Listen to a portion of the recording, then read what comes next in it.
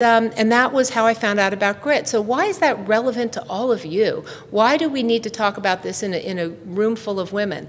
Well, it's because women have hit the skids.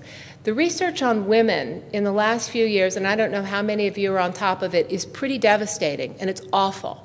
So for the first time in history, women are more unhappy than men, and that's a really sad, scary finding. So by the age of 48, most women used to be pretty content with their lives. They felt, happy with what they were doing, happy with their choices, set on where they were going. There was a general air of well-being or contentment.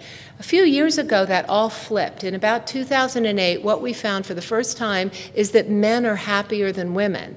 And to make it a little bit worse, last year, the Center for Disease Control reported a number of kind of leveraged findings about women and addiction and substance abuse and eating disorders. And what we found now is that middle-aged women lead the pack on suicide attempts, depression, eating disorder entries. Into the #1 person entering eating disorder centers now is not a teenage girl, it's a middle-aged woman. And you'll hear more about my history with eating disorders in a little bit here. So middle-aged women are in a rough spot.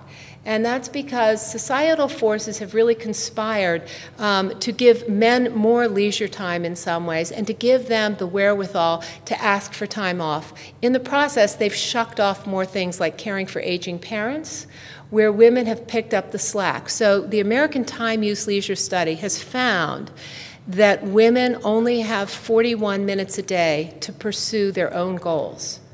Now, when I work with women, and I work with men and women around the world, a lot of times I will ask them what are the visions and the goals they have for themselves and what brings them joy. And one of the things I find is that the phone often goes dead. Why? Because women lose themselves in the process of caring for others. How many of you have heard of the book The Confidence Code by Katty Kay and Claire Shipman? So I'm friends with them, and I introduce them to some of the concepts in positive psychology and help them get some interesting interviews that are in their book, and their book is a must-read. But one of the things they have found is that women don't take risks.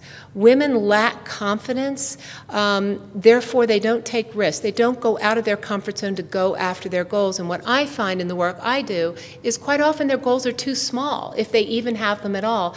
And with only 41 minutes a day to pursue your goals, what are you going to do? So I'm here to ask all of you to fight differently for yourselves and to do it with the awareness that we can become happier, and as women, we really need to role model this for the generation coming behind this. The burden is on us to turn this trend around and to bring back the goal setting, the hard goal setting, the grit, the resilience, and I'll tell you a little bit more about some of the things that do bring well-being. But can any of you relate to what I'm saying here? Are there any nods of recognition that, yep, this is hard.